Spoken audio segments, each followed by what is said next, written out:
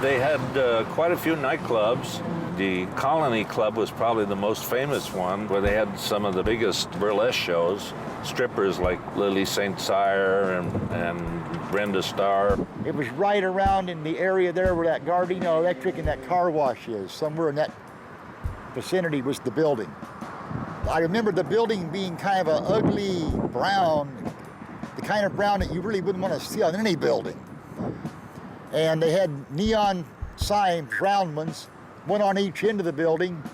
The one on, as you're facing this way, the one on the left said stop, the one on the right said go, and they would come on and off alternately.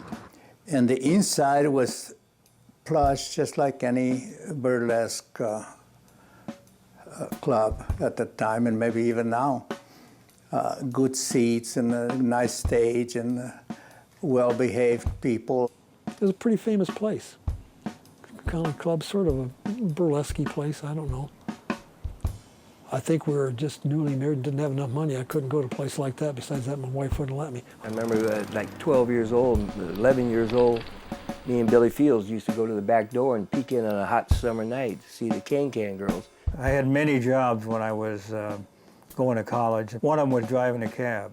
So I drove a cab out of all these card clubs in Gardena. Well, I had the fare that took me to the Colony Club, so I sat outside the Colony Club. So two guys in suits came up and asked me, where can I get a girl?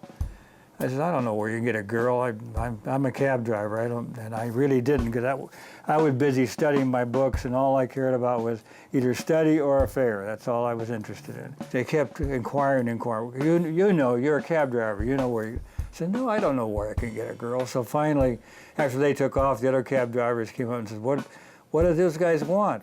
I said, well, they were looking for a girl. I told them I didn't know it was a girl. And they said, well, you're lucky, because those two guys are Vice Squad. So fortunately, had I known anything, I wouldn't be a lawyer today, probably. At that time, burlesque was more of an art. Maybe it's still the way now, but you didn't see too much nudity, let me put it that way, in public. You almost had to go to a burlesque show. This lady came out in a blue dress suit with gloves. Did a perfect, got down to her slip, and that was it. And it was beautiful. And I'll never forget that, but that was, so they did have a good form of entertainment, if you want to call it that way, but I was glad I got to see it. It was well advertised in the LA Times and the Herald. And it was a very busy place. It was one of the few burlesque places in Los Angeles County. In the early 60s, two topless, and later one went bottomless, bars opened up just up the street a few blocks. The First King and the Barbary Coast. Well, when they could go in there and see the whole thing, they didn't want to come in here and see partially covered, so the burlesque kind of slowly died out, which is what happened to our 6 card clubs here in Gardena also.